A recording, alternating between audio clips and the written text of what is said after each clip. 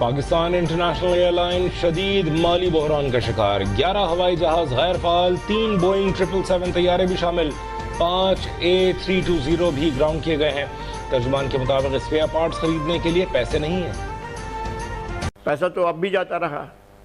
फिर उसके बाद दूसरी सूरत हाल ये होती है कि आप एक्सपोर्ट बढ़ाने की कोशिश करते, लेकिन एक्सपोर्ट बढ़ाने के लिए जब आपके पास मौजूदा निर्खों पर बिजली जाएगी, ये सिर्फ एक बंदे से तो नहीं होता, सब मिलजुल के हम ये करेंगे। और दूसरा वही ना, आप जैसे कितने हैं, मेरा ये सवाल था। और फिर मैं ये कह रहा हूँ, ये करप्शन की क्या है, पहले दिन से। लेकिन एनडीसी की उस वक्त की क्या अचीवमेंट, या हमारी एक हिस्ट्री ऐसी क्यों नजर आती है that we are habitual of creating and then recreating forums and bodies and authorities, और उसका रिजल्ट जो है वो अनफॉर्चुनेटली कुछ नजर नहीं आता। क्योंकि हमारी इकोनॉमिक ग्रोथ को अगर हम देख लें, इंडिया कहां से कहां 2008 के बाद से निकल गया है with foreign direct investment somewhere around, मतलब कितना उनका एक क्वांटम नजर आता है।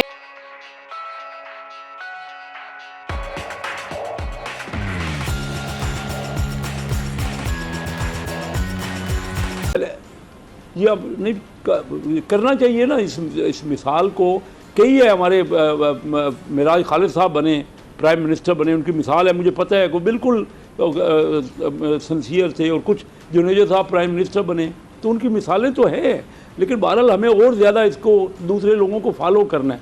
फिर ये बताइए ना कि जो करप्शन 4-5 हज़ार, कम अज़ कम 4-5 हज़ार अरब रुपए जो है वो हर साल या करप्शन हो जाते हैं, या स्मगलिंग हो जाती है, या उसकी चोरी हो जाती है।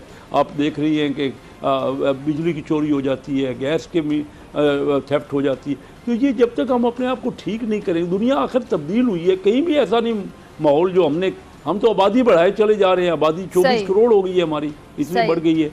और दुनिया का सिर्फ 4 मुल्क हमसे ज़्यादा आबादी वाले रह गए हैं, और हमारी आमदनी नहीं बढ़ी। हम रिसोर्सेज, जब तक अमीर आदमी टैक्स ज़्यादा नहीं देगा, मैं आपको बेसिक मसला बता दूं, हालांकि मैं रिप्रेजेंट करता हूं उनको, जो फैसिलिटीज़ हैं अगर वही रियायतें लेते रहेंगे, और टैक्स देना है वो तो पैसे वाले ने, जिसने आमदन है उसने टैक्स देना है, चाहे वो एग्रीकल्चर सेक्टर हो, चाहे इंडस्ट्री हो, चाहे कोई भी सेक्टर है, उसने टैक्स प्रॉपर देना है। और हमारे यहाँ टैक्स की चोरी है, हर लेवल पे है, वो मिलजुल के होती है। उसमें बिजनेसमैन भी करता है, और साथ जो ब्यूरोक्रेट है, सारे आपस में। तो ये आइडेंटिफाई तो हुआ है। देखिए ना, हमारे यहाँ रेलवे के एक्सीडेंट होते हैं, आप देख रही हैं कि क्या हालत है रेलवे की, ज़बों वाली है। कोई क्या उसके बाद क्या ठीक हो गया? कई दहाइयों से यही मामला चल रहे हैं। आप देखिए कि जो रोड एक्सीडेंट हो रहे हैं, जिसमें हमारे यहाँ उसमें कहीं नहीं है। जो एयरलाइन की हमारी सूरत हाल है, PIA जितना नुकसान कर रहा है, जो नुकसान कर रहा है PIA कर रहा है, स्टील मिल कर रही है, तो रेलवे कर रही है, और वापडा पे जो हो रहे हैं लॉसेस। और फिर कहीं भी हम सिंसियरिटी नहीं है कि हम अपने मुल्क से ये वफादारी और ये कहें कि हमने उसको। आपने बड़ा अहम एक सवाल उठा दिया। ओपन मार्केट में अच्छा रेट मिल रहा है, वहाँ ज़्यादा मिल रहा है, तो वहीं भेजते रहो। तो मजबूरन जो है इंटर बैंक को फॉलो करना पड़ेगा। तो ये नहीं होना चाहिए। होना ये चाहिए कि इंटर बैंक से हर चीज़ आए, इंटर बैंक में रेट अच्छा मिले, इंटर बैंक फॉलो करे, और ओपन मार्केट को इंटर बैंक को फॉलो करना चाहिए, जो कि छोटी मार्केट है। बड़ी मार्केट को फॉलो करना चाहिए, ना कि बड़ी मार्केट को छोटी मार्केट को फॉलो करें। तो इसमें अननेसेसरीली पैरिटी जो है, करेंसी जो पैरिटी है, रुपये की जो कदर है, वो बहुत ज़्यादा नीचे गिरती जा रही है और गिरती जाएगी। हालांकि रुपया वीक होगा, ऐसा नहीं है रुपया वीक रहेगा, लेकिन मसला ये कि ज़रूरत से ज़्यादा वीक हो जाना सिर्फ इन वजूहात की बिना पे जो मैंने बयान किए, पॉलिसी क्लॉज की वजह से, ये नहीं होना चाहिए। ठीक है। अच्छा खुरम, ये जिस IMF कर्ज को दवा समझते थे, उसके बाद से तो डॉलर 23.5 रुपये महंगा हो गया है, और अब भी कुछ नहीं पता कि इसने कहाँ जाके रुकना है, कहाँ जाके ये दम लेगा। तो कारोबार के लिए कितनी परेशान कुन सूरत हाल है? देखें, एक्सपोर्टर्स 2 तरह के कारोबारी जो है तबकात हैं, जो कि इससे अफेक्ट होते हैं, पॉजिटिवली और नेगेटिवली दोनों।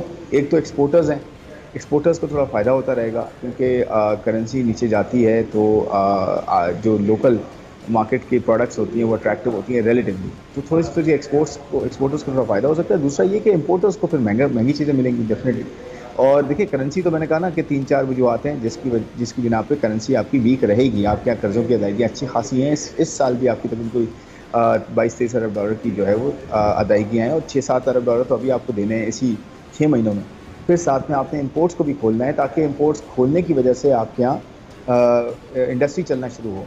और जब इंडस्ट्री को रॉ मटेरियल सही खुल के मिले और इंडस्ट्री चलना शुरू होगी, रॉ मटेरियल आना शुरू होगा, वो महंगा ज़रूर होता जाएगा रुपए की कदर की कमी की वजह से, लेकिन इसी तरह से डिमांड को कंट्रोल किया जाता है, इसी तरह से इकॉनमी को जो है वो काबू में लाया जाता है, ताकि हमारे पास जो वो कहते हैं ना, जितनी आपके चादर हो उतने पैर फैलाएं। अभी हमारे पास चादर छोटी है तो हमारे पैर ज़्यादा हम फैला नहीं सकते, क्योंकि डॉलर्स कम है हमारे पास। अभी हम IMF प्रोग्राम में हैं, हमारे पास बहुत ज़्यादा टैक्सेस लगे हुए हैं, बहुत ज़्यादा हमारे पास सब्सिडीज़ को कट किया जा रहा है।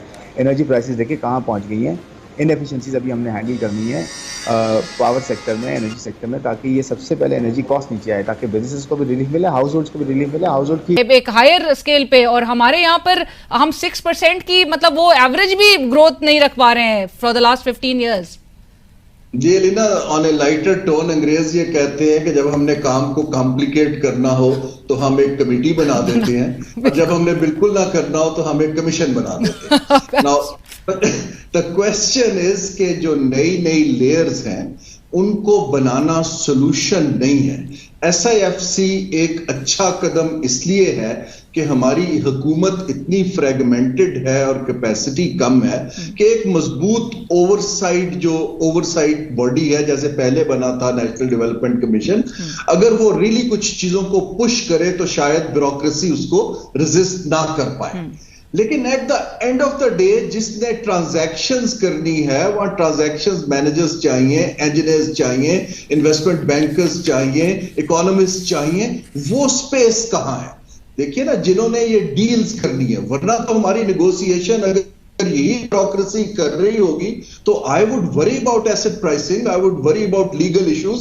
हम ऑलरेडी देखिए रेकोडेक्ट का केस चलता रहा है, कारके का केस चलता रहा है। हमें इदारे 2-3 SIFC के नीचे, मेरी तो पहले भी राय थी अब भी है कि privatisation commission, board of investment और जो CPEC का हमारा इकोनॉमिक जोन्स है इसको मर्ज करें, SIFC को उसका बोर्ड बनाएं, वहां पे एक पावरफुल CEO लगाएं जो एपॉलिटिकल हो और उसको आप एम्पावर करें और टारगेट्स दें तो इंशाल्लाह चीजें चलेंगी। लेकिन ये इदारे ब्यूरोक्रेसी और पॉलिटिक्स ने कैप्चर किए हुए हैं। वहां पर वही लोग हैं जो रिटायर होके लगते हैं, वही लोग एस्टेब्लिशमेंट डिवीजन के थ्रू आते हैं। मार्केट्स आर मच स्मार्टर, उनको पता है कहां काम होता है कहां नहीं होता है। मेरी राय यह है कि 1 या 2 ट्रांजैक्शंस पकड़े, इन इदारों को एम्पावर करें, मिनिस्ट्रियों से इंसुलेट करके उनको दें, वो 24/7 उस पर काम करें। हम कोई बहुत बड़ी मैसिव ट्रांजिशन इकोनॉमिक के लिए अभी तैयार नहीं है, लेकिन अगर आप 1-2 डील्स कर लेंगे अच्छी, जो वर्ल्ड क्लास होंगी, दुनिया का एतबार बहाल होगा और काम आगे चलना शुरू हो जाएगा, जो हम सबकी दुआ है। अभी ये है कि इतने कम इकोनॉमिक ग्रोथ के ऊपर ना तो हम टैक्स कलेक्ट कर पाएंगे, ना हम यूथ को जॉब्स दे पाएंगे। उसके जो इम्पैक्ट सोसाइटी के ऊपर सोशल और इकोनॉमिक आते हैं वो अलग है। राइट, हारून साहब कतल कलामी की माफी, लेकिन इसी से इसी से एक जुड़ा आखिरी सवाल आपसे, और जो आप अब निशानदी करें कि चैलेंजेस अगरचे मौजूद हैं, गुज़िश्ता साल और इस साल भी एक ब्रेन ड्रेन की सिचुएशन है। People, families have left the country in despair, in hopelessness, जो कि इस वक्त एक अनसर्टेनिटी, हम जिस तरह बात भी करें सिचुएशन में कि हालात बेहतर होंगे नहीं होंगे, कैसे कन्विंस किया जाए लोगों को not to leave the country, मुल्क छोड़ के ना जाए, आगे सिचुएशन बेहतर हो सकती है? देखिए, लोग खाली बातों से कन्विंस नहीं होते हैं, हमें बड़ा क्लियरली दिखाना होगा थ्रू सम पॉलिसी इंटरवेंशंस कि हम to reach out to youth बड़े संजीदा है। सबसे पहले तो यह है कि पॉलिसी मेकिंग के अंदर कुछ यंग फेसेस को, लड़के लड़कियों को लाएं। अभी तक जो हमारे पॉलिसी मेकर्स हैं उनका तो यंग जनरेशन के साथ बड़ा कम नेक्सस दिखाई देता है।